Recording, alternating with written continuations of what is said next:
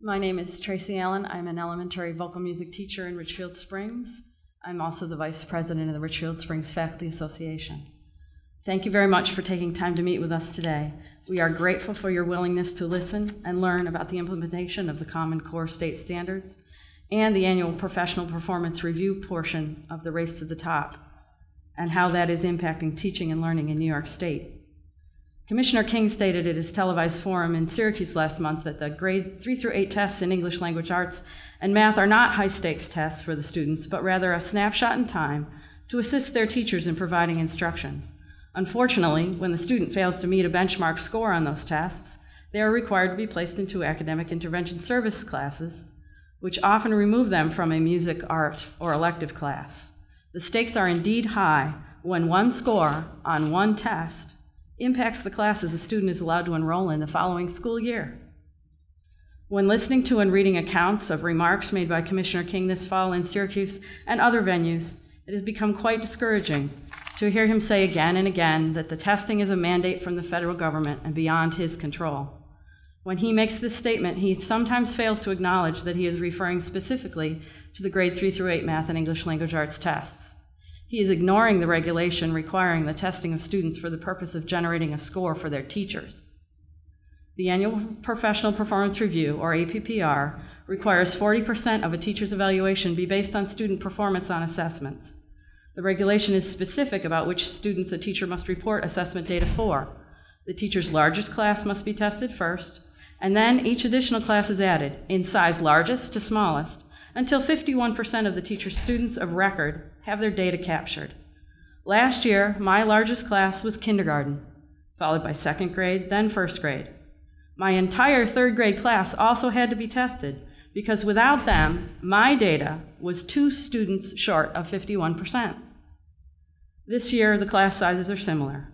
That means that in Richfield Springs, for the 2012-13 and 2013-14 school year, all of the students in kindergarten, first, second, and third grades are required to take pre-test, post-tests in music and art for the sole purpose of generating a test data to evaluate the music and art teachers. Both years we observed test anxiety in our classes. No primary age child should ever feel anxious about music or art class.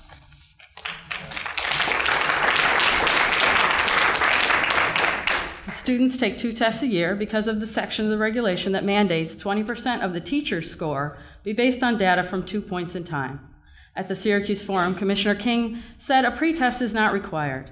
Could he please explain how data can be compared between 2 points in time without a pretest? If he believes the previous year's scores can be used as the first point in time, how can that be accomplished when a teacher's largest class is kindergarten? The second 20% of the evaluation that requires an achievement score necessitated more tests for the same group of children. The State Education Department and the school superintendents have been pressuring schools and NYSET bargaining teams to use groups of tests averaged together for 20% local achievement scores. They believe that the average of several years of elementary classroom education, or the 5 regions required to graduate high school, can be an adequate reflection of the ability of all teachers in a building. While all teachers have an impact on all learning, it is absurd to grant or deny points on an evaluation to an individual teacher who has not had classroom contact time teaching a group of students specific curriculum and skills needed to succeed on a specific year-end exam. Stated bluntly, an elementary music educator could be a terrible music teacher and receive a rating of highly effective based on English and math test scores. Teachers should be evaluated. The work we do is too important not to be monitored and evaluated and improved upon every year.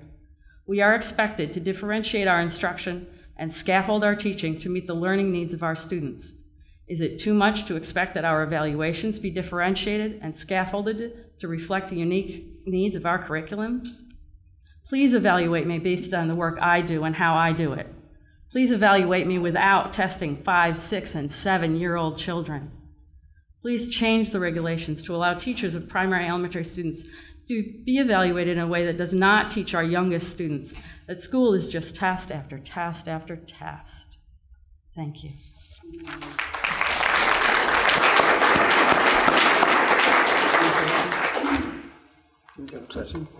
I just have a question on the testing.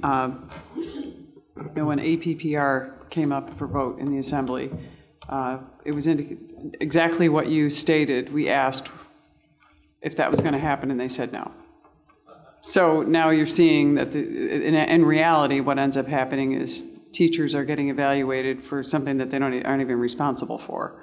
And that was one of our greatest worries. And another big issue, which is sort of related to this, you talked about APPR and also on disclosure and whether or not you can get information about teachers and evaluations online and through sites. And we thought that was not also protecting our children and our teachers and evaluators. I mean, it just to me, it doesn't make sense to punish the teachers by putting bad evaluations online when we're evaluating them on something that they aren't responsible for. So I think that was one of the main reasons I voted no on both of those bills. But I'm just happy to hear that I'm not happy to hear, I'm sorry to hear that they aren't working out the way they are, and that we're hoping to reform those if we can.